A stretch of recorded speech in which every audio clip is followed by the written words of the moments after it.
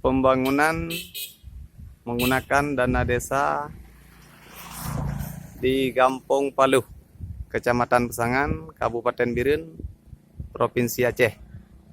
Dana desa tahun anggaran 2017. Pengerjaan talut penahan tanah tahun anggaran 2017.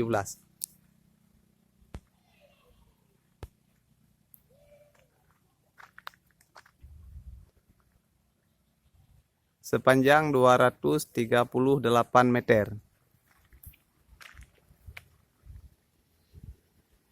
Rehabilitasi menasah dan tempat ibadah.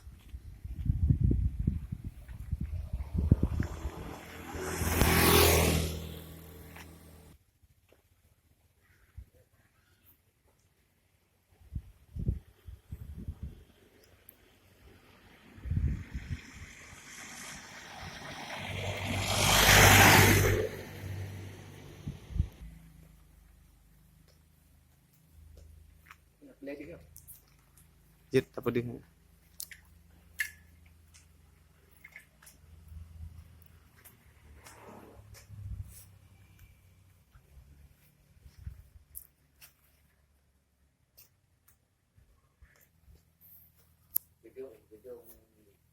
Gedung Serbaguna ya.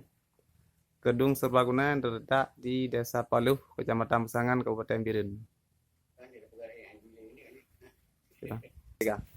Terima kasih dana desa, terima kasih Jokowi.